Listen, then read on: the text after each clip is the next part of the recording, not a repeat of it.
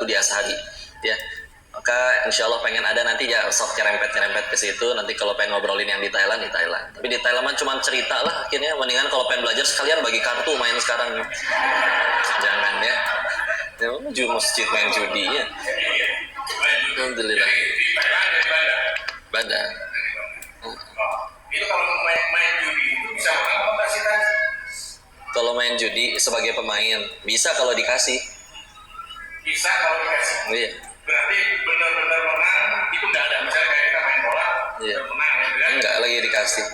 Oke, dikasih. Lagi dibiarin menang. Semuanya itu diatur oleh bandar. Semua lah kan yang bikin kasino online kan nggak manusia juga. Manusianya bisa lapar, pengen makan, ya. Apakah kita serius benar-benar berpikir mereka bikin judi online itu dengan sengaja untuk bagi-bagi uang kepada seluruh pemainnya dengan cara dikasih menang? Mustahil. Karena kalau emang dari awal mereka pengen bagi-bagi duit, yang dibangun ya lembaga zakat infak sodako ya, bukan tempat perjudian. Jadi ya itu mah alat untuk ngerjain orang aja sebetulnya. Orangnya aja senang dikerjain. Dan yakin bahwa dengan judi saya menang gitu ya. Dari 10 yang main 8 kalah 2 menang. Makanya kalau ada yang menang pun karena pasti ada player lain yang kalah, badannya mah nggak pernah rugi ya. Tapi manusia itu punya salah satu sifat, yaitu mereka biasanya ngerasa saya pasti si 2 orang beruntung tersebut. Kepedean ya. Nabi Adam diusir dari surga gara-gara satu dosa, kita tetap pede pengen ke surga padahal dosanya apa cuma 1? Enggak ya. Insya Allah.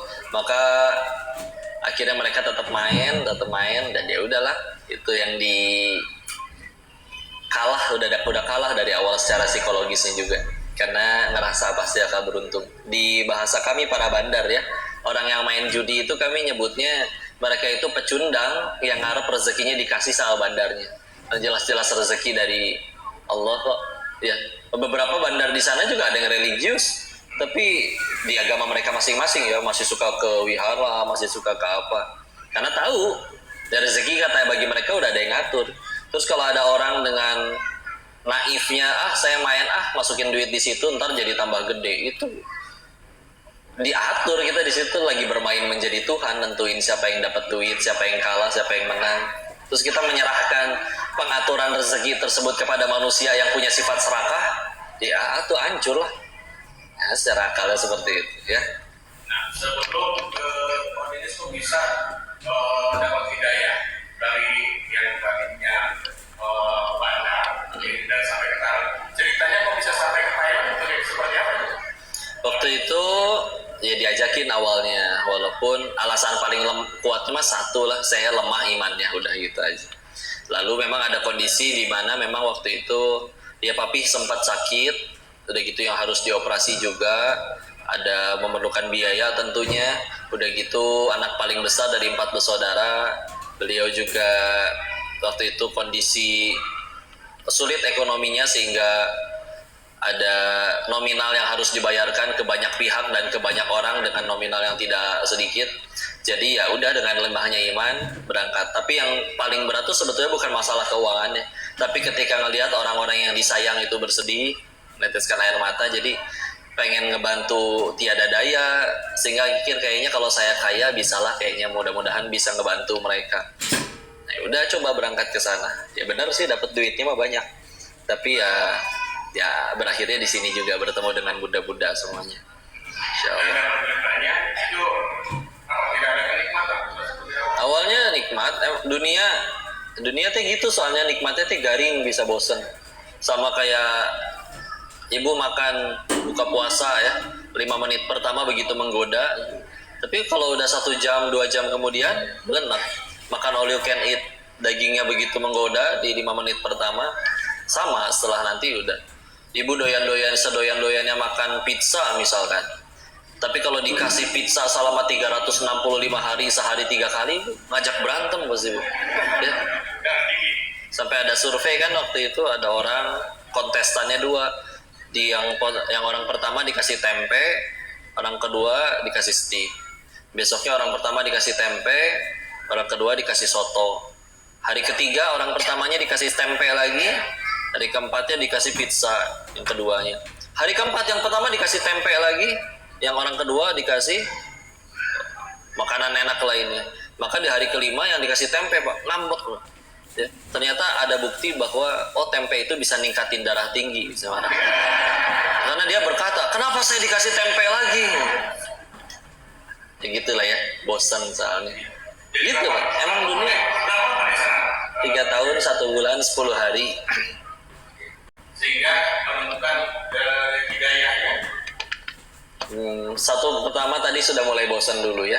Awalnya senang, tapi lama-lama mati rasa. Ya, jadi kan nerima duit itu nggak sesenang ketika di awal. Ya perasaannya sebetulnya kalian semua pernah merasakan sih. Mungkin waktu SD kalian terima uang 5.000 perak juga seneng ya. Apalagi waktu itu zamannya masih duit gopean ya, masih bensin juga masih murah. Tapi sekarang kayaknya dikasih duit 50.000 juga nggak senyum ibu, biasa aja. Ya, kecuali kalau nambah nolnya 2 atau 3, nah itu baru iya papa sayang baru. Tapi kalau cuma dikasihnya uang recehan, padahal dulu kita senang banget nerimanya kan, sama sih rasanya kayak gitu. Satu udah mulai bosan, ketika sudah mulai bosan orang mulai jenuh akan timbul yang namanya gelisah. Ketika orang udah mulai gelisah, maka dari kegelisahan tersebut nanti terganggu, tidur nggak lancar.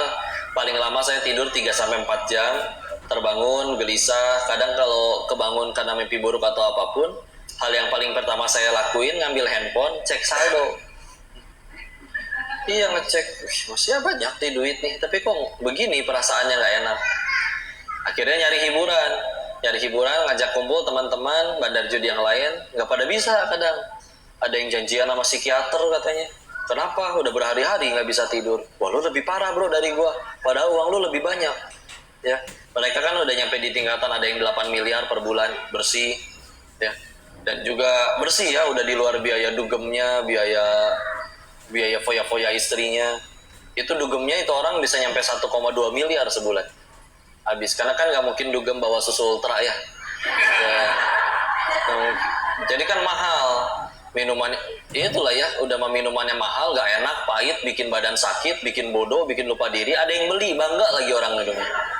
Setan kayaknya ngakak banget ngelihat manusia minum minuman keras itu ya.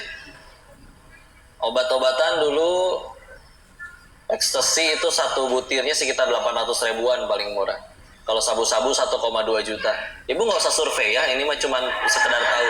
Ntar keluar dicari bener gak harganya segitu, jangan. Ya. Dan selalu ngajak teman-temannya. Di tempat kayak gitu juga pasti ada, mohon maaf, perempuan yang tentu pakaiannya tidak syar'i, menutup kemuliaannya seperti bunda-bunda. Di sana mah ada, kasihan udah tempatnya pasti dingin, baju kurang bahan, jahitan belum beres, udah dipakai. Tapi mereka tuh pada kuat-kuat sama angin, karena kalau kita mah mungkin udah dikerok, mereka kan kalau dikerok hilang wibawa, karena kan pakaiannya terbuka. Jadi ngelihatnya teh ya Allah, asa pengen nafkahin gitu. Maksudnya ngasih mukena. Ya udah selesai situ. Dan untuk nemenin perempuan itu Pak, nemenin duduk ngobrol-ngobrol doang, nemenin minum, itu ada tarifnya 2 juta satu perempuan. Karena kan import ya, dari Uzbek, dari Thailand, dari Vietnam. Nggak ada yang dari Sukamulia mah, nggak ada. Saya Bogornya di Sukamulia asalnya, di Sukasari Surya Kencana ya. Udah gitu, dan dia terus menerus seperti itu. Jadi dugemnya tuh konsisten. Dugem istiqomah. Maksud saya konsisten ya. Konsisten terus menerus seperti itu sampai di satu titik, tapi mereka nyadar gitu. Selagi sambil duduk dugem begitu, di depannya meja minuman keras, wanita yang menari. Tapi kadang kalau udah mulai capek, jenuh, nyenggol. Sampai kapan ya bro hidup kayak gini? Kayaknya lebih tenang hidup di Indo, dikelilingin anak cucu di rumah yang hangat. Lah, yang di desa gitu udah kumpul gitu di rumah yang hangat, tapi mereka kumpul di ruang tengah gara-gara nggak punya kamar. Jadi kumpul semua ngeriung di ruang tengah. Kenapa kamu malah pengen seperti itu? Mereka pengen seperti kamu, ya. Cerita, aduh sekarang kalau pengen tidur nggak bisa, harus pakai obat tidur, ya. Jadi pas dia cerita gitu, ya Allah gitu ya, ternyata mudah tidur itu, bisa tidur itu sebuah nikmat ya. Kita mah di pengajian gak bisa tidur ya nggak? Oh pada bangun. Melek ya. Di depan semuanya melek. asal jangan meleng ya. Iya, dia untuk bisa tidur ketergantungan obat. Gelisah selalu ya. Kemana-mana kadang bawa pistol di pinggangnya, dikelilingi, dijaga bodyguard. Koparno begitu, mobil bagus, rumah gede, tinggi, ada penjaganya. Kalau orang mah satu satpam satu perumahan, dia mah satu satpam teh satu buat rumahnya sendiri. Bu. Pagar tinggi ada CCTV, tapi gelisah, panik, ketakutan. Dan bilang berhenti pada cerita saya mau sampai kapan hidup kayak gitu. Ditambah satu episode pernah pulang lagi di sana, ada jadwal pulang ke Indonesia, ada tetangga guru PAUD, gajinya itu sebulan cuma 250.000 perak sebulan, guru PAUD luar biasa ya, nggak punya ayah, adiknya ada 5, hirup tak bu, matematikanya dari mana itu, ya hidup tambah lintu malah, tambah gemuk. Oh ini nggak masuk di akal. Dan tenang, kalau si bos tadi benar-benar dijaga rumah teh ya, pas tamu mesti dicek KTP apa segala, dia mah tidur juga kadang pintu rumah kebuka, ayam tetangga masuk, buang air di dalam juga, tenang aja. Jadi oh bedanya jauh. Salah satu kesimpulannya adalah waktu itu ternyata Allah ngejawabnya memang di Quran surat 13, surat Ar-Ra'd ayat 28. Nah hafal dah ini mah semua. Ala bi dzikrillahi tatma'innul qulub, hanya dengan mengingat Allah maka hati menjadi tenteram. Ya si bos jelas nggak ingat Allah, yang guru PAUD tadi jadi ingat Allah. Tapi intinya ketika udah jalanin di sana selalu menemukan, kan semua orang insya Allah pengen tenang, pengen bahagia ya. Ibu pengen tenang dan bahagia? Ada yang di sini saya mah lebih pengen menderita, kok nggak ada? Nggak ada ya. Nah masalahnya nyari tenang dan bahagianya dari mana? Ya. Ketika sudah dapat tenang dan bahagia, nyarinya itu dari mana? Nah, macam-macam tuh. Kalau saya jatuhnya nyari duit di sana, karena dikira itu bisa memberikan ketenangan dan kebahagiaan. Tapi selalu menemukan ada orang yang telah dapat itu semua, tapi sama ucapannya. Saya mau sampai kapan? Saya jenuh. Gitu-gitu ya. Karena saya mikir, loh, ini berarti siapa sih? Berarti orang-orang yang bisa bahagianya tanpa alasan, tanpa batas. Ya. Waktu itu kesimpulannya 2, Bu. 1 bocah, anak kecil. 2 orang yang udah menemukan Allah dalam hatinya. Hanya seperti itu. Apalagi ditambah ngelihat sekeliling, nggak ada bandar judi yang happy ending. Ada yang tetap kaya sampai meninggal, tapi anaknya overdosis narkoba. Ada yang berhenti tapi gara-gara di penjara. Ada yang berhenti gara-gara dikhianatin anak buahnya. Ada yang udah ditinggal anak istrinya. Ada yang udah mati kena HIV/AIDS juga ada. Nggak ada yang happy ending pokoknya ya. Jadi sudah sampai di satu titik pokoknya ini emang kudu berhenti ya, dan kebahagiaannya tuh malah makin jauh. Makanya tadi kayaknya ada 2 nih. Pertama anak kecil, kita bayangin senyum-senyum anak-anak Bu ya, senyumnya kan kalau ketawa lebih lepas daripada kita kan, senyum-senyum yang nggak pernah mikirin token di rumah udah bunyi-bunyi melulu, senyum yang nggak pernah mikirin cicilan. Nah kalau dipikir coba Bu, uang kita sama uang anak kecil banyakkan siapa? Lebih pintar kita atau lebih pintar anak-anak? Tapi kita lebih sulit bahagia daripada mereka. Ya, anak kecil adalah bukti bahwa manusia itu memang secara aslinya lebih mudah berbuat baik. Anak kecil habis benjol sama temennya, 5 menit kemudian udah main lagi. Yang berantem kan ibu biasanya. Nah, kamu benjol sama anak ini kenapa main lagi? Coba anak kecil mah sederhana.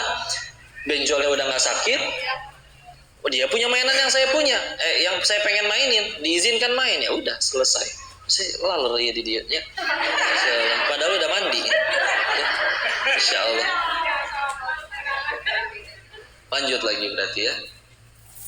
Maka waktu itu nyimpulin, kenapa anak kecil bisa sampai seperti itu? Kita kalah jauh, apalagi kemarin kajian di SCBD itu kiri kanan gedung tinggi semua itu di Jakarta. Turun mobil tiara halusnya pada mewah semuanya. Turun dengan setelan necis ya, sepatunya seharga motor, ya, jam tangannya bisa beli imah saking mahalnya. Tapi senyum teh pahit gitu. Disapa orang cuman tersungging sedikit gitu, kayak mikiran naon nih jelma. Ya. Anak-anak kenapa bisa seperti itu? Salah satu alasannya mereka belum punya pesaing Allah di hati mereka. Ya, kita makin gede, Ngerasa tuh Bu, gini ya rasanya punya duit teh enak, gini ya rasanya punya jabatan teh enak, gini ya rasanya punya popularitas teh enak, ya. Dan itu menjadi pesaing Allah di hati kita, dan bahkan menentukan standar kebahagiaan kita. Percuma gaji sehari 20 juta, saya mah yang penting pengen baru bisa bahagia nanti kalau rumahnya udah segede rumah si bapak itu. Percuma gaji segini, saya mah bahagianya nanti kalau mobilnya udah sebagus itu. Kenapa? Dulu bisa kita bahagia tanpa itu semua. Tapi karena kita membiarkan ada pesaing Allah di hati kita, selamat menderita. Ya. Udah ada aslinya kalau misalkan punya geda dititipin doang. Ya. Maka kerennya Islam itu nggak cuma melepaskan manusia dari perbudakan secara nyata, tapi juga melepaskan manusia dengan diperbudaknya dia oleh keinginannya sendiri. Dikurung. Makin sulit bahagia. Sehingga kalau misalkan udah datang Islamnya, as-salama yuslimu, berserah, melepas, ini udah nggak ada di hati itu, udah nggak ada apa-apa, tinggal Allah doang. Tuh enak, tenang ya, bahagia. Pantesan para nabi, dan balik lagi ada yang selain anak-anak adalah orang-orang yang telah menemukan Allah dalam hatinya. Ya. Kalau orang-orang yang tadi udah dapat kekayaan, dapat popularitas, mereka semua pernah ada episode berkata, saya mau sampai kapan begini? Saya jenuh, saya tetap stres. Jangankan yang haram, Bu. Pernah ketemu pengusaha restoran punya 18 cabang, 17 cabang untung, 1 cabang rugi. Ya. Setiap kali ngobrol pasti ngebahas yang cabang yang rugi. Stres nih gue, Bu, kenapa? Stres nih, gimana nih cabang gue yang ini rugi terus nih. Ya padahal yang 17-nya untung jauh melebihi kerugiannya. Tapi eta we nu di pikirannya. Karena tetap mau dari yang halal pun kalau itu menjadi pesaing Allah di hati kita, nggak bisa tenang.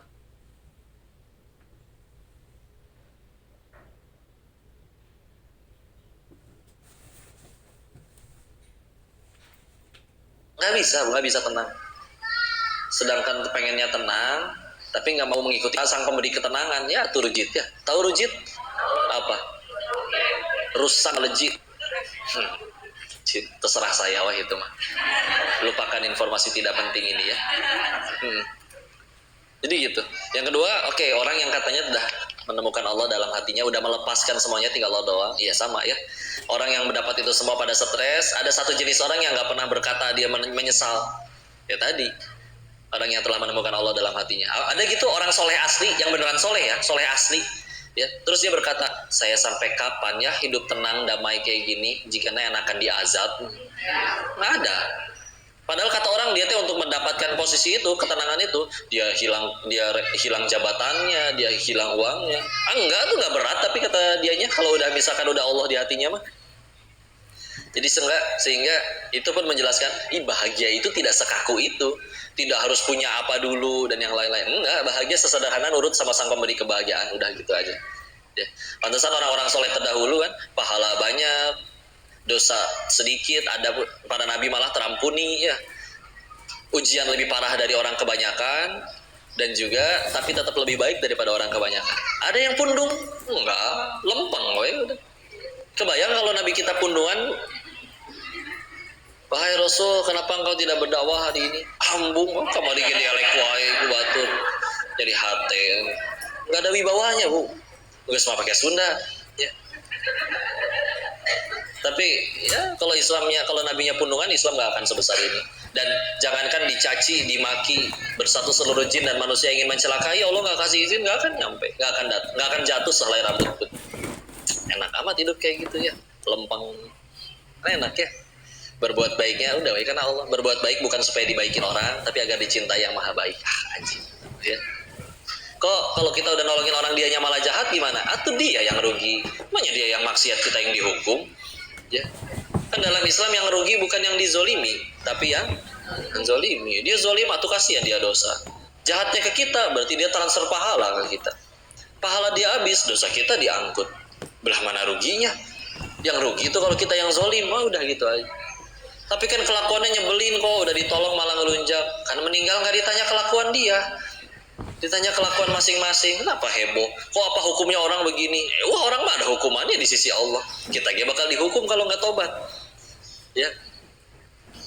Tapi kan kok udah dibantuin dianya malah jahat ya. Dari awal berbuat baik bukan supaya dia suka, biar Allah suka, udah gitu aja. Ya, satu dunia cinta Allah benci, apa artinya? Tetap silakan ya.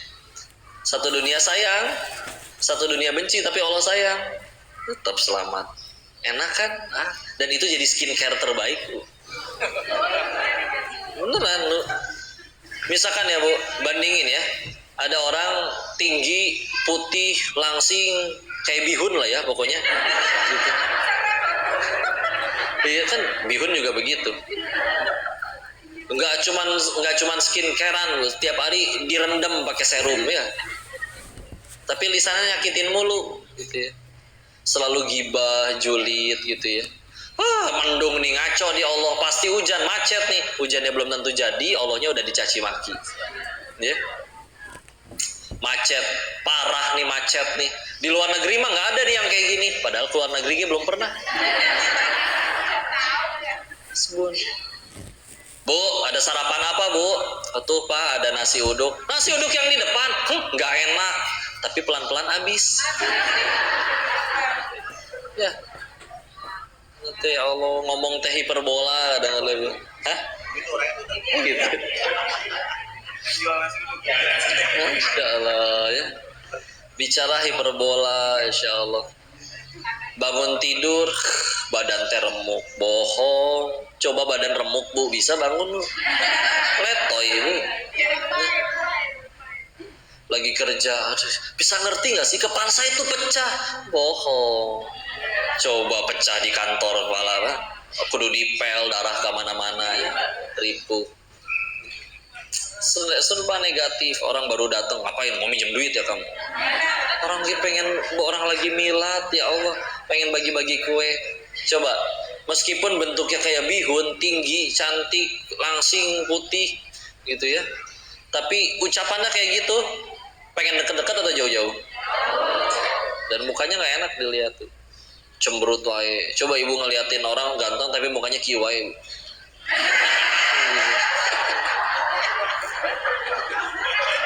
Gak enak kan? Gak mau ah. Pegel. Karena kalau kita tersenyum itu hanya menggunakan 6 otot wajah. Kalau cemberut menggunakan 13 otot wajah. Coba gerak, pegel. Ketawa mulu aja pegel. Apalagi cemberut wae. Dan lama-lama mukanya mengkerut beneran. Karena kan gitu ya dari tadi. Udah weh lah. Tenang. Syukurin dah. Apa sih yang sia-sia? Gak ada yang sia-sia. Tenang aja. Berbuat baik dijahatin orang, Allah gak sia-siain. Tiap tetes keringetnya jadi amal soleh, sabarnya jadi penggugur dosa, kepahitannya meninggikan derajat. Mana ruginya? Kita masih akan selalu ngerasa rugi. Dunia masih akan selalu terasa berat kalau satu, kita terlalu cinta sama dunianya. Dua, emang kita belum pengen surga mungkin. Padahal kan semua kepahitan yang kita alami jadi jalan kita tambah dekat ke surga. Ya udah, emang bagi kita gampang katanya, tinggal lihat aja ilahnya apa. Kalau misalkan dia sholat sih sholat kok, tapi ketinggalan sholat nggak pernah sedih, kehilangan duit dia nangis ngejerit-jerit, berarti ilahnya duit. Gampang ya. Kalau dia sholat tapi ketinggalan sholat nggak pernah nangis, giliran akhirnya jabatannya diturunin nangis, berarti ilahnya jabatan. Tinggal kita mau naruh apa nih di hati kita, ya. Padahal semuanya itu kalau udah punya juga bisa apa? Cuma dititipin. Dan yang satu, tambah menderita juga kalau tidak menerima takdir dari Allah. Ibu nggak pengen kelihatan kurus, nggak pengen kelihatan langsing, nggak pengen kelihatan gemuk, foto tahan napas ya. Serius itu mah. Atau nggak miring ya. Manusia Bu demi terlihat langsing menciptakan benda yang namanya korset. Ya, engap ngelihat lagi Bu. Bu, saya pengen survei dulu, tanya dengan jujur ya, jawab dengan jujur. Apa sih kriteria foto bagus menurut Ibu? Misal, kalau ternyata sefoto 10 orang, yang lain merem semua. Ya. Terus yang Ibu bagus sendiri. Itu cukup ya, itu yang diupdate ya? Oh. Gitu. Enggak, terus kalau misalkan semuanya bagus senyumnya gini, tapi Ibu merem di situ sendiri, minta diulang nggak Bu? Terima kasih. kasih telah menjawab dengan jujurnya. Ya Allah, nah apa sudah dipoto, dilihat gini, Bu, make upnya aneh kok, warna mukanya biru begini, dangap, bol, atas nama napas, ya Masya Allah. Udahlah ya.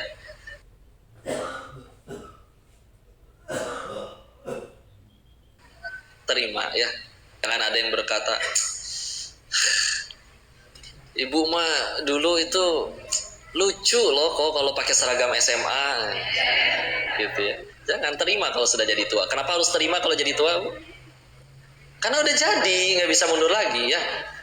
Nggak bisa berkata kayak tadi, ih Koko mah nggak tahu dulu ibu lucu banget loh kalau pakai seragam SMA. Dulu, ibu pengen lebih lucu nggak, Bu? Ibu pakai lagi seragamnya sekarang. Pecah. Hah? Luar biasa. Gempar, viral kayaknya, Bu. Ya. Adalah itu satu, dan yang satu lagi yang juga bikin berat, udah mah di hatinya bukan Allah, terus yang diletakkan adalah kebutuhan manusia yang lain nih selain sandang pangan papan, yaitu kebutuhan ingin diakui orang lain. Ya, makanya ada orang alas kakinya 2, berarti butuh alas kaki cuman 2, tapi ada yang punya 50, ya 50 pas, oh iya ada, mungkin toko kali ya jualan. Tapi ada yang nggak toko jualan, sampai kalau datang ke rumah public figure tersebut, ini ruangan, ini kamarnya siapa? Bukan kamar, itu ruangan saya naruh sepatu. Oh, sepatunya dikasih kamar. Mungkin tidur diselimutin kali sepatunya ya. Kok emang nggak boleh orang belinya pakai uang halal, nggak ngutang, nggak nyuri? Emang nggak boleh? Boleh. Gak ada yang bilang nggak boleh. Tapi kalau misalkan ngelakuinnya untuk dipuji makhluk, nanti kasihan, capek. Ya. Kayak sepatu anyar kene, warna bodas ya, putih, saking baru kinclong, lebih glowing daripada wajahnya sendiri.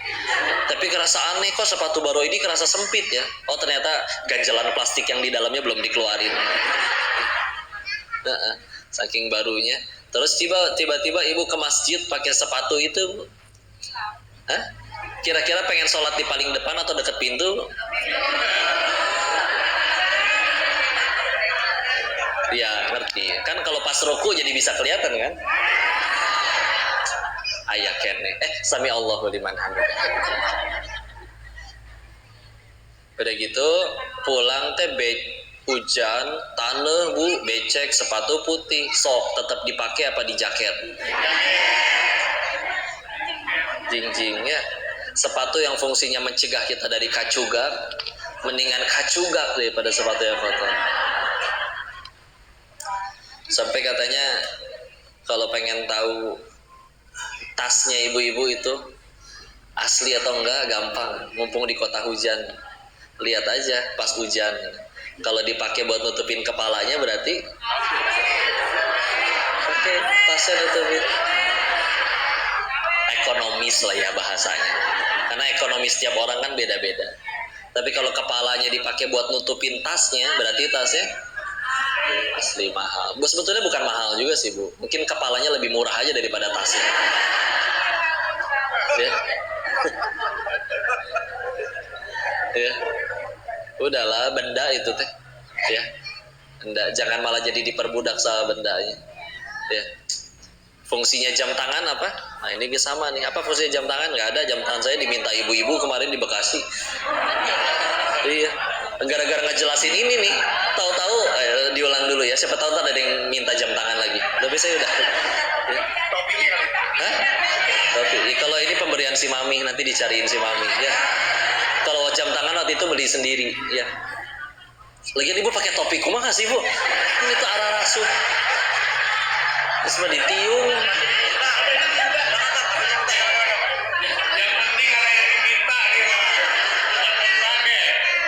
Insya Allah. Iya, jadi jam tangan kan fungsinya jam tangan untuk melihat waktu. Berarti kalau untuk melihat waktu, jam tangan yang dijual di etalase pinggir jalan yang 30 ribuan, 50 ribuan dia bisa kan? Meskipun gambarnya Dora ya. Tapi ternyata ada yang beli yang seharga 5 miliar jam tangan ayam meser deh. Ya. Masya Allah. Kalau kita, tapi anehnya kalau kita beli mobil mahal, biasanya kan itu memang larinya lebih kenceng daripada mobil yang murah. Tapi kalau jam tangan, emang jam tangan mahal itu muternya lebih kenceng daripada yang murah.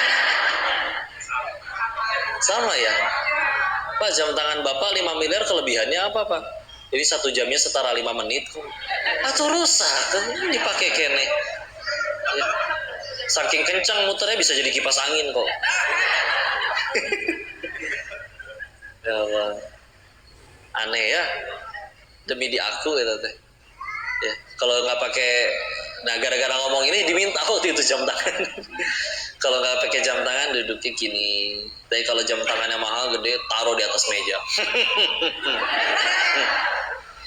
Orang kalau udah nge-gym fitness tuh badannya bagus ya gak? Badannya mulai kekar, pasti jadi suka pakai baju yang ketat ya. Ngarep-ngarep ditanya toiletnya di mana. Toilet di mana ya?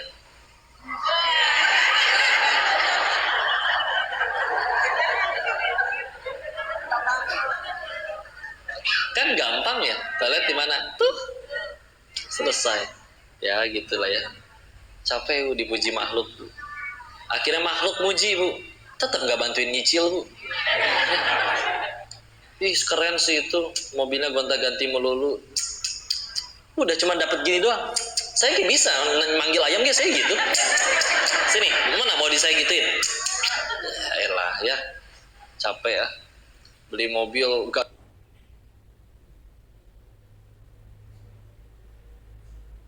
ganti peleknya mesti yang keren. Nah ini kayak nikmatin orang di dalam mana kelihatan peleknya, kecuali nyetirnya sambil dipangku udah di peleknya. Aduh rata. Aneh Bu, jangan gitu ya. Manusia udahlah, toh akhirnya punya juga nggak senang-senang juga, bosen, garing ya. Jadi akhirnya sampai di satu titik tadi di Thailand ngeliatnya ini udah aneh, udah harus berhenti. Sampai akhirnya puncak-puncaknya waktu itu, tapi takut untuk meninggalkan dunia yang di sana, takut untuk meninggalkan uang sebanyak itu. Dulu saya ngerasanya saya nggak dapat itu semua teh hasil mikir, ngerasa pinter lah ya pokoknya. Jadi kayak agak menuhankan kecerdasan sendiri. Karena nggak ketemu orang yang seumuran yang lebih kaya dari saya tuh nggak ada. Umur 22 udah beli rumah sendiri waktu itu. Ya. Tapi si otak yang dibangga-banggakan itu, dan saya nggak nyentuh narkoba sama sekali di sana, karena tahu narkoba itu bikin bodoh, ngerasa bisa kehilangan itu semua kalau mengkonsumsi obat. Tapi sekeliling memang bandar narkoba juga, dan juga pada pemakai semua. Tapi si otak yang dibangga-banggakan itu nggak bisa nemuin jalan keluar. Saya kalau pulang di Indo, saya ngapain? Kalau kerja, usaha mulai lagi dari nol, nggak temu jalan keluarnya. Jadi takut sama masalah rezeki. Ketika akhirnya puncak-puncaknya udah yakin harus berhenti, ya masih di kasino kami, di tempat judi kami, ya yang lain masih sibuk dengan urusan perjudiannya masing-masing. Sayangnya mah udahlah bosen, bete.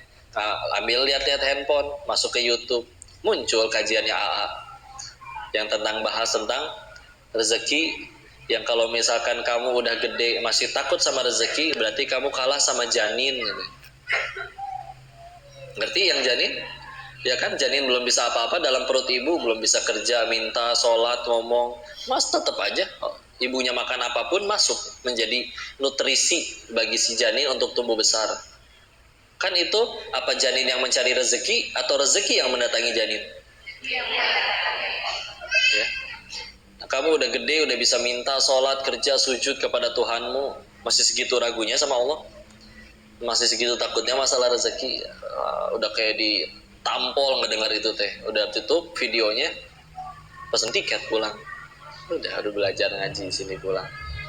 Ya udah selesai itu episode yang di sana. Baru pembersihan yang di Indo. Ya, karena pulang dari sana masih bawa duit waktu itu teh, Ustaz. Karena ngerasa kayak yang lain kan bangkrut ya berhentinya. Pas saya bawa duit buat modal usaha. Ya, kayaknya strategi yang bagus nih. Ya. Ada sekitar ratusan juta waktu itu. Ya, taunya Allah berikan para penolong, kan katanya pengen tobat hijrah, tapi uang haramnya masih dikekepan kene. Allah tahu diri ini tidak sanggup langsung ngebuang semua uang haram tersebut. Datang para penolong, tukang tipu udah datang KB. Tukang tipu datang. Sama awalnya mah ngerasa rugi Bu, tapi perlu waktu bertahun-tahun untuk menyadari itu teh bener ditolong. Karena kan jadi uang, masa mau tobat uangnya masih dipegang, haram semua. Ya kalau Allah dan kita nggak sanggup ngebuang, ya udah Allah tolong biar supaya gimana caranya uang haram itu nggak ada yang masuk ke perut. ngajak bisnis ada yang kabur. Bukan ibu itu, bukan ibu sebenarnya, jadi penolong. Penolong. Sama, nggak cuma ke saya, ke ibu juga ditipu orang tuh ditolong Bu. Lumayan dia nanggung dosanya Bu. Lumayan ibu gugurin dosanya. Ada koruptor 10 ditangkap 1. Dia marah tuh kenapa teman saya yang 9 nggak ditangkap. Tapi akan ada hari di mana yang 1 itu bersyukur, alhamdulillah ya Allah saya yang ditangkap. Lumayan jadi kenal Islam, lumayan jadi gugurin dosa. Ya. Coba yang 9 yang lainnya selalu berhasil korupsi sampai meninggal, repot nanti, ya sananya. Jadi yang berbeda tuh sudut pandangnya aja. Islam itu merubah itu semua. Kalau kita yang tadinya nikmat itu adalah apapun yang membuat nikmat itu adalah apapun ketika keinginan kita dikabul, pengen punya rumah dapat rumah, pengen punya mobil dapat mobil. Sekarang nikmatnya jadi ya apapun yang membuat kita tambah dekat kepada Allah. Mau bentuknya dicaci orang, mau bentuknya mobilnya hilang. Tapi kalau gara-gara itu tambah banyak sujudnya, nikmat. Enggak kok, nggak kerasa nikmat. Ya emang bagi kamu kenikmatan itu bukan dekat dengan Allah, tapi punya mobil. Ya. Nyari pasangan kok gimana caranya? Kalau misalkan nggak beliin dia sesuatu, nggak beliin dia mobil, nanti dia nggak naksir sama saya. Tuh akhirnya pacar saya diambil orang gara-gara dibeliin mobil sama orang lain. Ya udah itu tuh diselamatin. Karena kan kita nyarinya yang pengen sama-sama ke surga, bukan sama-sama ke showroom. Ya udahlah ya. Kalau dia tertarik sama itu ya udah bismillah. Ya kita mudah-mudahan dari itu semua belajar. Ya emang ya udahlah Allah aja yang paling penting. Enak kalau ada urusannya sama Allah aja. Sepakat? Alhamdulillah. Jadi konsep rezeki itu sebenarnya apa kan? Rezeki manusia kan cuma 3. Ingat nggak? Yang dimakan lalu jadi kotoran, yang dikenakan lalu menjadi usang, yang dan diinfakkan di jalan Allah. Misalkan nanti kita acara bukber, pengen dibungkus, dikasih nih, kata saya teh punya saya itu. Tahu-tahu di tengah jalan jatuh dimakanin semut. Ya udah Allah cuma meminta kita jadi jalan untuk memberikan rezekinya kepada makhluk Allah yang lain. Sebelum lewat sini, lewat tenggorokan belum jadi rezeki kita. Termasuk yang di kulkas ibu tuh penuh ya. Sebelum kita telan enggak, taunya diambil ponakan, diambil apa, ya udah rezeki mereka. Termasuk yang di rekening kita. Meskipun atas nama kita, tabunganku udah banyak. Tahu-tahu dapat telepon, Mama aku belajar nyetir nabrak, gantiin berapa deh? 4 miliar mah. Iya nabrak BMW 7. Atuh pilih-pilih atuh deh kalau nabrak teh. Nabrak apa ke beca ke nih? BMW pisan yang ditabrak. Ya udah berarti rezeki bengkel. Ya. Sama lah pokoknya sebelum lewat sini bukan rezeki kita. Ya. Udah titipan. Yang kedua, yang dikenakan lalu menjadi usang. Yang kena tsunami di Palu ya, dijamin itu di lemarinya pasti banyak bajunya. Tapi giliran udah anyut, porak-poranda semua, ya udah rezekinya tinggal yang nempel. Ada orang lihat, lah itu kan baju yang di lemari saya dipakai orang, tapi sambil badannya juga luka-luka penuh darah, banyak yang ditagih Bu. Itu baju saya nggak mungkin, udahlah rezeki dia. Atau nggak usah itulah tsunami lah. Ada orang biasa kan kalau udah ngelihat sale menjelang Ramadan, menjelang luar biasa itu diskon, ya. Padahal emang harga aslinya kayak segitu ya, digocek aja ibu.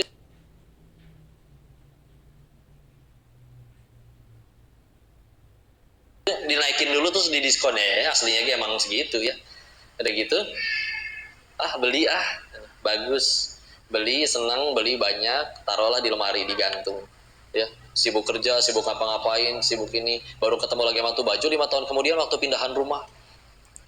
Iya saya punya baju ini, dicoba lah udah nggak muat, kitanya tambah gemuk. Oh ya udah buat si ade aja lah, rezeki si ade. Selama ini kita ngakunya punya kita tuh di lemari tuh. Dipakai enggak apa enggak, taunya 5 tahun kemudian harus jadi rezeki si adik kita yang masih lebih langsing ya. Dan yang terakhir yang diinfakkan di jalan Allah. Dulu ada pengusaha soleh, dia punya kebiasaan beres usaha itu cuma disisain modal buat jualan besok, sisanya sedekahin. Ditanya sama teman-temannya, kok begitu sih kamu nggak sayang apa sama uang kamu, invest dong seperti kita. Dijawab, justru saya sayang banget sama harta saya. Matak dibawa, pengen dibawa mati ya. Gimana caranya bawa mati harta? Ditransfer ke rekening akhirat dengan cara disedekahi ya. Masya Allah, udahlah harta manusia mah itu doang, udah 3 ya. Kekumpul Kadang belum tentu sempat makanya. Ada orang nabung udah nyampe 1 miliar karena berniat ingin beli mobil mewah ya. Udah kekumpul, Bu. Udah berangkat ke showroom. Perjalanan ke showroom, kecelakaan, meninggal. Ketika akhirnya meninggal, dipakai uangnya 5 juta oleh keluarganya untuk pemakaman.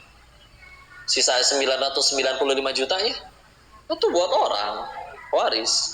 Yang meninggalnya apakah ditanyanya cuma 5 juta? Enggak, 1 miliarnya yang ditanya. Dulu kamu dititipin itu 1 miliar dipakai untuk apa? Cuman kepake 5 juta. Sisanya niatnya dulu buat apa itu? Oh, saya pengen umroh. Oh, umroh cukup 30 juta. Ini udah 1 miliar kalau pengen beli mobil. Ya. Wah, ditanyanya nggak cuman nominal yang kepake, tapi yang dititipinnya. Udah Maya ditanyanya yang dititipin, udah nggak sempet kepake, dipakainya sama orang lain. Ripuh duit itu.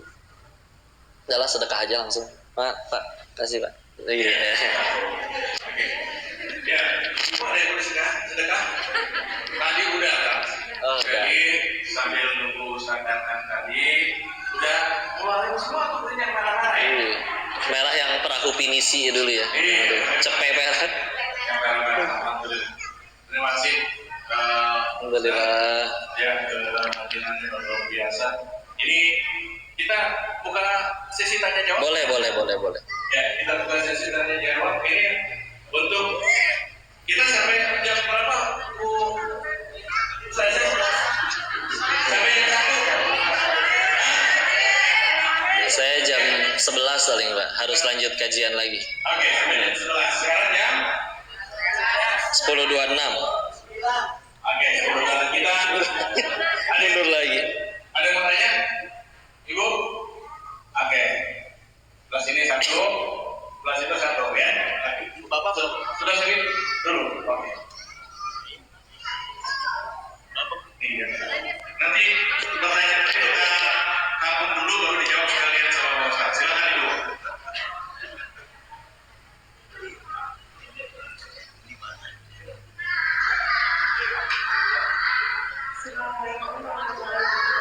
Waalaikumsalam warahmatullahi wabarakatuh. Soalnya mungkin benar bro. Benjokan suara buka pakai Bukan sadarmu Aisyah. Enggak, bercanda. Sama enggak? Tafadhol.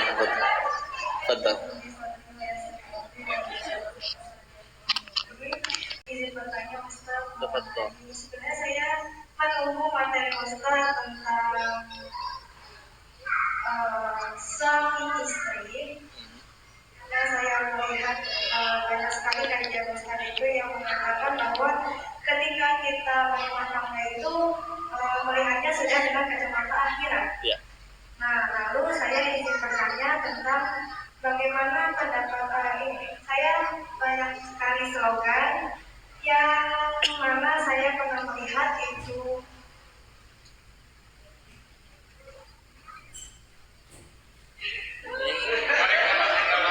Tenang.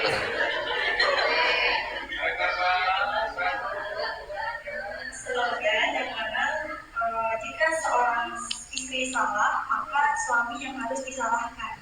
Oke. Karena istri makmum dan suami itu sebagai imam.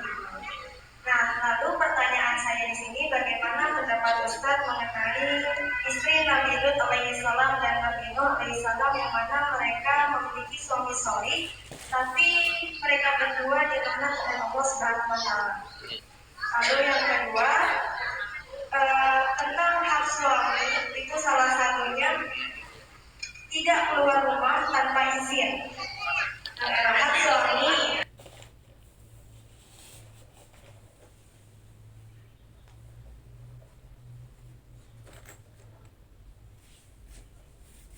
keluar rumah tanpa izin suaminya. Iya. Nah, lalu pertanyaan saya di sini, banyak sekali yang saya lihat dan kenyataannya banyak wanita yang mungkin sudah berumah tangga tapi dan itu tidak izin dengan suaminya, dan saya mengatakan seperti ini karena ada beberapa yang curhat bagaimana tentang hak suami yang tidak ditunaikan oleh sang istri. Salah satunya adalah meminta izin ketika keluar rumah. Dan itu sering sekali terjadi dan fenomena sekarang adalah fenomena sekarang itu adalah seorang istri tidak izin dan itu sudah terjadi kebiasaan, sudah menjadi lumrah. Ya, sudah. Waalaikumsalam warahmatullahi wabarakatuh. Jadi yang bertanya silakan poin-poinnya saja, biar karena waktunya terbatas. Jadi yang pertama tadi mungkin langsung jawab aja Ustaz ya. Iya. Tadi yang pertama bagaimana kalau misalkan istrinya Nabi Lut alaihissalam dan juga Nabi Nuh alaihissalam ya. Perbedaannya mereka sudah mengingatkan dengan maksimal, nggak kurang lama apalagi dakwahnya Nabi Nuh 950 tahun. Aku yakin sudah diingatkan ya, akan semakin berat menjadi tanggung jawabnya ketika makanya sebuah di dalam Isa itu dulu guru hadis saya berkata kalau untuk mengambil suatu hukum nggak boleh pakai satu dalil saja, ibarat mengambil ikan keluar dari kolamnya, jadi kudu dikumpulin semua. Ternyata memang ketika yang benar-benar nyampe berat ada pertanggung jawab di suaminya, memang ketika misalkan ada sifat dayut, membiarkan, tidak mendidik, tidak peduli, tidak ada rasa cemburu. Yang jelas bahwa Nabi Lut alaihissalam dan Nabi Nuh alaihissalam itu tidak mungkin tidak mendidik dengan baik dulu, ya. Nah, sedangkan yang di luar sana ada yang kepalang akhirnya susah diatur, akhirnya udah akhirnya nyerah gitu aja, dicuekin secuek-cueknya. Nah, itu dia yang menjadi permasalahannya. Maka kalau misalkan memang betul yang kami ketahui namanya imam, dia harus ikut pemimpin juga ya, dia harus ikut bertanggung jawab. Sebagaimana kadang tim sepak bola timnya kalah melulu, yang dipecat pelatihnya Pak, karena emang ya yang sedang mengapalai ya kan?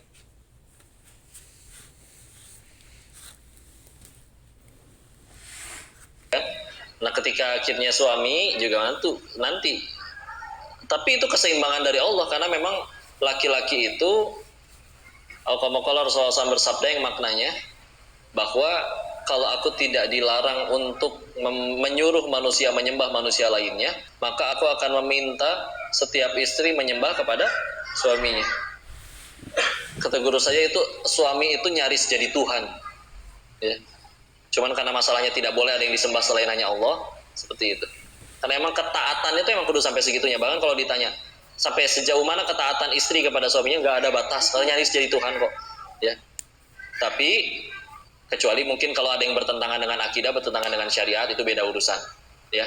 Tapi selagi itu tidak bertentangan, maka harus setaat itu. Nanti mungkin ada pertanyaan lanjutnya, kok itu suaminya yang spesies seperti apa dulu? Lah yang milih spesies suaminya kan ibu-ibunya ya. Makanya itulah anjuran untuk memilih yang soleh itu begitu. Tapi ya itu dia ya, ketika akhirnya wanita juga dimintai untuk benar-benar segitu taatnya pada suami, tenang, ada keadilan Allah di situ. Karena nanti setiap kali apapun yang dilakukan istri, yang kami ketahui, suami akan ikut dimintai pertanggungjawaban. Akan lolos si suami kalau tadi dia sudah mendakwahi dengan maksimal, memang istrinya yang ternyata bebel misalkan ya. Tapi kalau misalkan ternyata emang suaminya juga mendiamkan, tidak ada tadi kepedulian sama sekali, tentu semua akan diminta pertanggungjawaban. Dan di hari itu adalah hari di mana kita benar-benar ngarep, satu-satu yang paling kita inginkan adalah ada orang yang pengen ikut nanggung dosa kita ya. Para istri, nanti ada suaminya. Suami sudah sesoleh apapun, ternyata istrinya atau kebalik, istrinya sudah soleh banget, suaminya ternyata tidak baik, ya istrinya tidak ikut diminta pertanggungjawaban atas suaminya yang kami ketahui. Itu yang pertama ya. Yang kedua itu tadi tentang kalau istri mau keluar rumah ya, dan itu sudah lumrah, maka ya udahlah, itu dia pentingnya ya, pentingnya ilmu dalam berumah tangga, pentingnya kita juga menyampaikan itu melalui dakwah ya. Karena ketika orang bilang masalah paling besar di kemanusiaan katanya adalah kemiskinan, kelaparan, dan juga kriminalitas, enggak, yang paling bahaya dari itu semua adalah ketiadaan ilmu. Nggak pakai ilmu orang bingung mesti ngapain, aturannya seperti apa. Nggak ada ilmu juga orang nggak punya kerjaan lapar nyuri kalau nggak didampingi iman. Makanya benar-benar ilmu itu yuk disebarkan. Karena kalau kita mau bicara apa? Bicara hukumnya. Iya, pasti ada hukumannya di sisi Allah. Tapi apakah kita cuma sekedar dia dihukum? Enggak. Yuk, ayo terus kita tingkatkan ilmu, tingkatkan dakwahnya. Mudah-mudahan kebaikannya tersebar sehingga tidak ada yang gitu lagi. Ya, karena sebetulnya pembahasan tadi para wanita dan para laki-lakinya insya Allah udah tahu nggak boleh itu teh. Permasalahannya kan kenapa terus dilakuin? Ya tinggal gimana caranya biar itu tidak dilakukan lagi. Sebarkan ilmunya, tingkatkan ilmunya, sebarkan dakwahnya. Bismillah, mudah-mudahan selesai masalahnya. Ya. Wallahu a'lam bishawab. Ada nggak yang pengen istri sama Ustaz lagi? Satu cukup, cukup satu. Ada nggak? Satu juga nggak habis lah. Oke, Satu. pertanyaan selanjutnya. Tuh, satu nggak habis, Ustaz. Tadi. Oke, silakan. Bentar ya, jawabin yang di sini dulu. Assalamualaikum warahmatullahi wabarakatuh. Waalaikumsalam warahmatullahi wabarakatuh. Pak Ustaz, Dalam. saya bersyukur Pak Ustaz hadir di sini, masyarakat yang Allah. Insya Allah mohon Dan doanya. di sini sepertinya bahagia semua. Pertanyaan saya, nanti di akhir acara ini apakah mulai Syafi'i sama Pak Ustaz?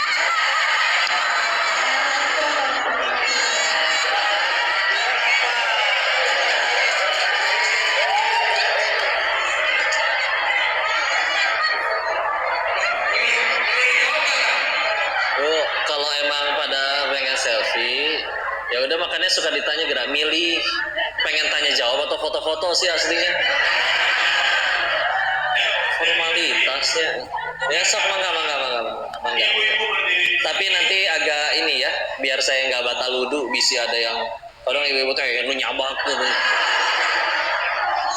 Maksudnya fotonya silakan tapi punten ya, biar saya nggak usah wudu lagi biar. Ya, jadi nanti dia hadir, dia gampang. Ustaz yang selfie, tapi yang di sini. Mudah, simpel. Ibu, kenalkan.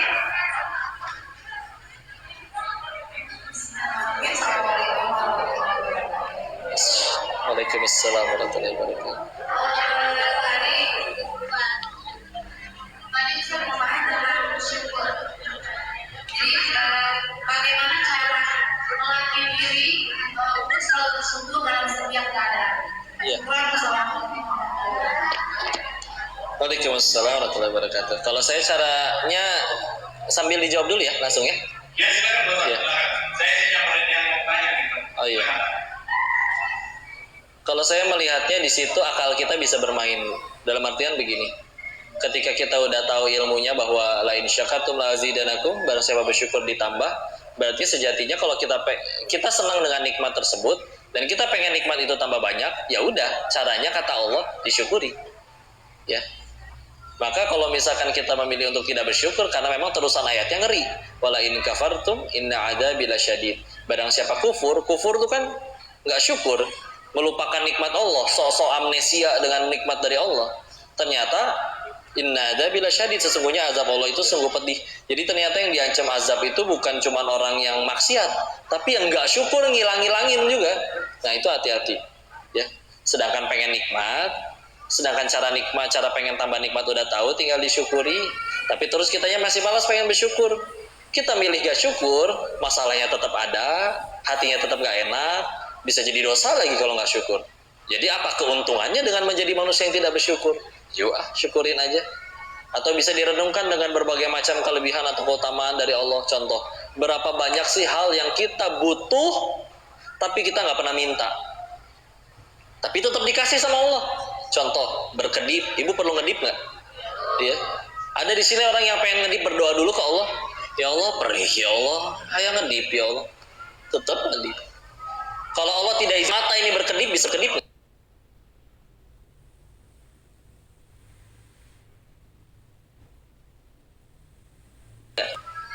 Enggak. Tetap kita kadang sambil maksiat pun tetap matanya ngedip. Dan diatur oleh Allah tetap barengan. Coba kalau ganti-gantian, nggak ada wibawanya. Nih, dulu kita belajar di SD bahwa di bumi ini udara itu nggak semuanya oksigen. Ada nitrogen, ada yang lain-lain, dan oksigen ternyata hanya 20 atau 21%. Sisanya nitrogen lebih banyak dan gas-gas yang lain. Ini udara segini nggak kelihatan, ya. Kita tetap bisa hirup, di dalamnya nyampur ada bau ketek batur, bau kentut orang, bau segala macam ikut ke hirup. Sedangkan tubuh butuhnya hanya oksigen, itu gimana ceritanya si tubuh ngerti ngebedain benda tidak terlihat itu akhirnya dialirkan ke seluruh tubuh. Ternyata setelah ilmu biologi menyelidiki, di dalam darah itu mengandung yang namanya hemoglobin. Dan hemoglobin itu secara kimia lebih mudah berikatan dengan O2 oksigen. Sehingga kita menghirup nih segala macam masuk nih, ada karbon dioksidanya, asap kendaraan orang dan yang lain-lain, masuk ke paru-paru, merebak dari bronkus ke alveolus semua, dijemput oleh darah. Darah di dalamnya ada hemoglobin. Yang kejemput, yang ketarik secara kimiawi dia lebih mudah berikatan dengan oksigen. Oksigennya yang keambil, disebarkan ke seluruh tubuh. Semua tanpa minta. Kadang sambil maksiat. Makanya orang soleh terdahulu ada yang ditanya, siapa sih Allah itu bagimu? Allah adalah yang tetap memasukkan udara ke dalam ruanganku, padahal di dalamnya aku sedang bermaksiat kepadanya. Dengan segitu banyaknya baiknya Allah, terus masih pengen ngeluh, maka udahlah pakai syukur aja, ya. Syukur banyak. Jadi kalau kita pengen suka dengan satu nikmat, cara terbaik untuk melanggengkan nikmat tersebut adalah dengan disyukuri. Apa bukti benar-benar bahwa orang itu bersyukur? Maka akan menggunakan nikmatnya untuk tambah dekat kepada Allah. Karena ada orang yang di lisan doang, naik gaji, alhamdulillah, tapi dipakainya maksiat misal, berarti bohong syukurnya. Ya. Karena kalau syukur yang benar, pasti akan menggunakan nikmat itu untuk jadi jalan tambah dekat kepada Allah. Kalau udah ke arah sana, Allah lagi, nanti Allah yang turunkan sakinah insya Allah. Wallahu a'lam bishawab. Mudah-mudahan bisa menjawab pertanyaan. Ya, pertanyaan terakhir. Bismillahirrahmanirrahim. Ini pertanyaan terakhir ya. Ya gitu. Bismillahirrahmanirrahim. Assalamualaikum warahmatullahi wabarakatuh. Waalaikumsalam warahmatullahi wabarakatuh. Untuk nuhun pokok sudah mampir. Si kembali, terima kasih diizinkan mampir. Bulan Ramadan ya Ibu ya, kita doakan mudah-mudahan pokok sehat. Amin ya Allah. Sehat Alhamdulillah. dan sekarang pokok sudah mulai terkenal di TikTok, di Instagram dan sebagainya. Mudah-mudahan pokok istiqomah. Amin ya Allah, mohon doanya. Karena sekarang kalau menurut kami ini pokok kayak pertolongan Allah gitu. Karena sekarang ini anak-anak remaja kami itu dibom gitu ya, tsunami dengan drama-drama Korea. Dibom seperti itu, itu kan dari apa namanya? Matiin internetnya, jangan dikasih kuota. Alhamdulillah pokok ini jadi bentuk pertolongan Allah hadirkan pokok di Indonesia. Mudah-mudahan pokok insya Allah mudah-mudahan Ya istiqomah. Allah. Amin. Nah, pokok yang berikutnya adalah terkait dengan Itu. agak remaja atau remaja tinggi. Ada tidak kajian pokok yang rutin yang berisi anak-anak remaja? Ya mungkin online, kalau offline agak susah ya, walaupun pokok rumahnya di Bogor, di daerah situ ya Bogor ya. Ada tidak kajian online untuk remaja atau ABG lagi tuh kok yang rutin secara online gitu. Terus kemudian yang kedua mohon itu terkait homeschooling rumah Quran yang pokok kelola saat ini. Oh iya, Masya Allah. Ibu barangkali ada yang mau menyekolahkan anaknya di sekolah. Terima kasih. Ya, Masya Allah. Alhamdulillah. Terima kasih doanya Ibu, ya Allah. Data pantas sih, pertolongan juga aslinya mas saya yang ditolong Allah. Nggak ada bagus-bagusnya, banyak dosanya ya. Maka mudah bagi Allah mematikan diri ini detik itu juga waktu lagi maksiat di Thailand. Saya masih nggak ngerti kenapa Allahnya aja masih begitu baiknya diizinin ketemu dengan bunda-bunda soleha, bapak yang soleh. Aslinya mak nggak pantas ya, jadi justru minta doa dan nasihatnya. Ya, tapi yang saya tahu kalau saya nggak ngelakuin ini, dosa saya kebanyakan. Ada orang misalkan dia sholat cuma 5 waktu, meskipun telat, zuhurnya 2:30, asarnya 5:30, seumur hidup nggak pernah duha, seumur hidup nggak pernah tahajud, tidak berdakwah. Bismillah, orang itu masih bisa ke surga. Kenapa? Yang saya tahu dia nggak punya dosa sebanyak saya. Nah, kalau misalkan diri ini udah kalau kasih kesempatan, padahal mudah Allah matikan di sana, terus nggak pengen tambah takwa, nggak pengen lebih banyak belajar, lebih banyak menghafal, lebih banyak berdakwah, lebih banyak amal soleh, maka ngerasa nggak tahu diri aja di hadapan Allah. Ya, mohon doanya Bu ya. Tapi kan Koko udah tobat, tapi nggak pernah dapat SMS dari Allah, selamat dosa Anda telah diampuni. Kalau ada mah senang Bu, udah nggak tahu ya udah diampuni atau belum. Kalau ada mungkin udah saya screenshot, taruh status. Gara-gara ditaruh di status ria, nggak jadi diampuni ya. Ya mungkin itu hikmahnya ya, Allah rahasiakan. Mohon doanya ya, insya Allah. Yang kedua, kajian yang rutin sebetulnya sudah dari 2020 awal yang di Masjid Alumni IPB itu ya, yang tiap Sabtu sebelum teman hijrah pada zuhur, dari yang datang cuma 2 orang, itu yang kameramen sama yang MC gak ada yang datang ya. Terus emang ngaji kan yang berhasil bukan yang dilihat banyak orang, tapi yang bisa membuat siapapun yang di dalamnya tambah dekat kepada Allah. Ini kayak gini, ternyata sayanya malah gak tambah dekat sama Allah, lupa mengagungkan Allah, cuma mengagung-agungin diri sendiri, maka saya yang gagal. Jadi malah tambah rujit lah ini mah. Bukan sukses mah nanti kalau udah nyampe ke surga. Kalau gara-gara katanya dikenal malah gagal ke surga, berarti musibah ini. Mohon doanya ya, diingetin terus. Terus itu yang rutin. Selain itu juga biasanya dulu sekarang belum dimulai lagi. Mungkin mudah-mudahan setelah Ramadan mudah-mudahan bisa. Setiap Senin pada maghrib itu anak-anak pada datang ke rumah. Anak-anak pemuda-pemuda di Bogor sengaja di rumah ngaji kitab.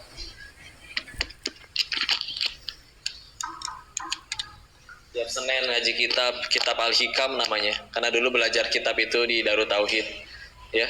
Itu nanti mudah-mudahan bisa dimulai lagi. Sama tiap ahadnya di Masjid Al-Mutakin Panduraya, tiap pada asar itu bahas kitab Riyadus Sholihin kalau di sana ya. Tapi sama ya, ini karena lagi Ramadan, lagi bakbeki ya, jadi belum mulai lagi. Mudah-mudahan nanti bisa dimulai lagi.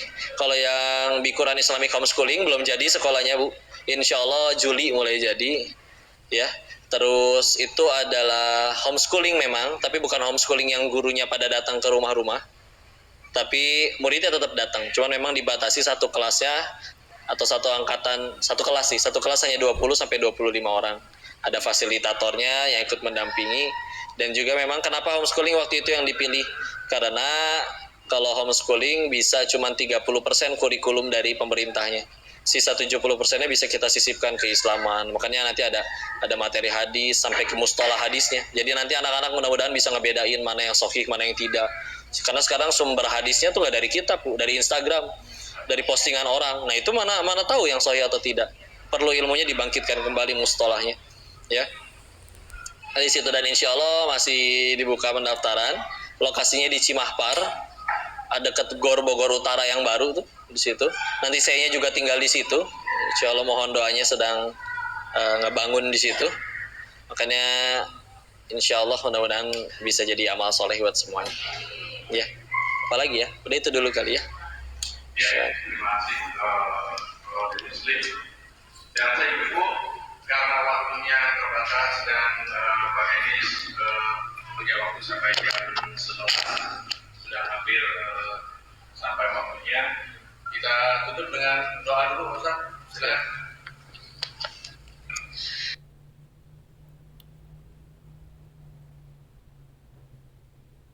Bismillah, mohon keridhaan hatinya, kita tundukkan hati dan kepala kita sejenak bermunajat kepada Allah. Allahumma salli ala sayyidina wa habibina wa syafiina maulana Muhammad wa sallim radiyallahu tabaraktahu ta'ala an kulli sahabati rasulillahi ajma'in. Bismillahirrahmanirrahim. Hamdan syakirin, hamdan na'imin, hamdan yuwafi ni'amahu wa yukafiyu mazidah. Ya Rabbana lakal hamdu kama yanbaghi li jalali wajhikal karim wa 'azimi sultanik. Allahumma shalli ala sayidina Muhammad wa ala ali sayidina Muhammad. La ilaha illa anta subhanaka inni kuntu minadh dhalimin. Allahumma ighfir lil muslimina wal muslimat wal mu'minina wal mu'minat al ahya'i minhum wal amwat. Allahumma ighfir lana wa li walidayya warhamhuma kama rabbayana shighara. Ya muqallibal qulub tsabbit qulubana ala dinik. Allahumma a'inna ala dzikrika wa syukrika wa husni ibadatik. Ya Allah, berkahi majelis ini ya Allah. Ajarkan ilmu yang bermanfaat saja kepada kami ya Allah. Dekatkan kami dengan setiap orang, sahabat, teman, guru, lingkungan yang membuat kami semakin dekat dengan keridhaan-Mu ya Allah. Jauhkanlah kami dari segala hal yang membuat kami lalai dari mengingat-Mu ya Allah. Jadikan sisa usia kami, sisa usia yang hanya mengejar ridha-Mu saja ya Allah. Jadikan setiap malam kami bisa bangun mendirikan salat malam, bersujud menyembah-Mu ya Allah. Ya Allah, ampuni dosa-dosa kami, baik yang terang-terangan dan sembunyi-sembunyi, baik yang telah berlalu maupun baru akan terjadi. Jangan Kau biarkan kami wafat dalam keadaan dosa kami belum Kau ampuni ya Allah. Jangan Kau biarkan kami wafat dalam keadaan taubat kami belum Kau terima ya Allah. Ya Allah, anugerahkan kepada kami pasangan yang solih solihah, keturunan yang solih solihah. Rabbi habli minas solihin, Rabbi habli minas solihin, Rabbi habli minas solihin, Rabbi habli min ladunka dzurriyyatan thayyibatan innaka sami'un du'a. Rabbi la tadurni fardan wa anta khairul warithin. Rabbi ij'alni muqimas salati wa min dzurriyyati rabbana wa taqabbal du'a. Allahumma inna nas'aluka ilman nafi'an wa rizqan halalan thayyiban wa amalan mutaqabbalan. Allahumma inna nas'aluka husnul khatimah wa na'udzubika min su'il khatimah. Allahumma inna nas'aluka ridhaka wal jannah wa na'udzubika min sakhatika wan nar. Rabbana atina fid dunya hasanah wa fil akhirati hasanatan wa qina adzaban nar wa adkhilnal jannata ma'al abrar ya aziz ya ghafar ya karim ya rabbal alamin. Subhana rabbika rabbil izzati amma yasifun. Wassalamun alal mursalin walhamdulillahi rabbil alamin. Terima kasih ya Ibu, Bunda, AA, Teteh yang dirahmati Allah. Mohon maaf lahir batin jika ada kesalahan, semuanya murni dari kebodohan diri ini. Tolong diingatkan, dinasihati, dimaafkan tidak? Alhamdulillah ya. Dan jika ada kebaikan pasti dari Allah dan kita bersyukur kepadanya. Saya pamit, dikembalikan kepada Ustaz MC untuk ditutup. Semoga bermanfaat. Billahi taufiq wal hidayah. Assalamualaikum warahmatullahi wabarakatuh.